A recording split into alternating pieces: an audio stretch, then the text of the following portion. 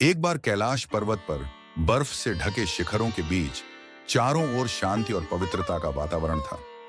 श्वेत हिम से आच्छादित वह स्थान स्वयं शिवधाम था।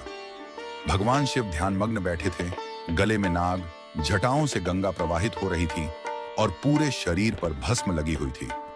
माता पार्वती उनके समीप बैठी थीं।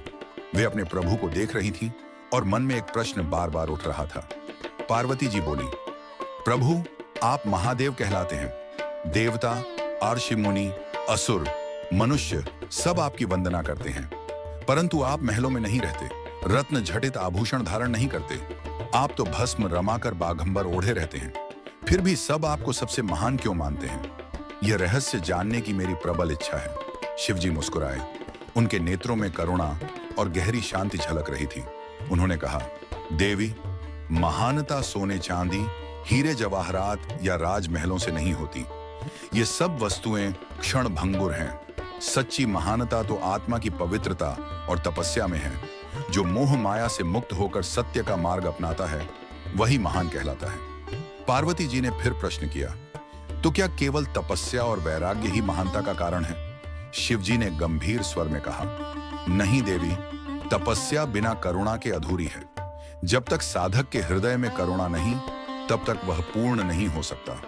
महान वह है जो संसार के हर प्राणी, चाहे वह देव हो, मानव हो या एक छोटा सा कीट, सबके प्रति दया और प्रेम रखे।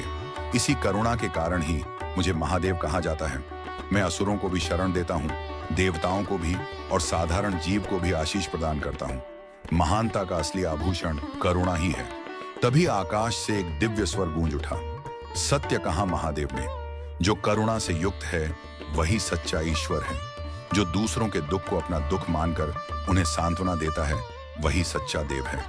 ये सुनकर माता पार्वती भाव विभोर हो गईं। उन्होंने अपने हृदय में निश्चय किया, मैं भी अपने प्रभु की तरह करुणामयी बनूंगी। संसार के कल्याण के लिए तपस्या करूंगी और हर जीव के सुख दुख में सहभागी बनूंगी। उस दिन से माता पार्वती ने शिवजी के संग धर्म, करुणा और भक्ति का मार्ग अपनाया और दोनों जगत के कल्याण में लगे रहे। यह कथा हमें यह सिखाती है कि सच्ची महानता धन, वैभव या आभूषणों से नहीं आती। तपस्या और करुणा ही किसी को देवत्व प्रदान करती है। अगर आपको यह कथा अच्छी लगे तो हमारे चैनल को सब्सक्राइब करना बिल्कुल ना भूलें।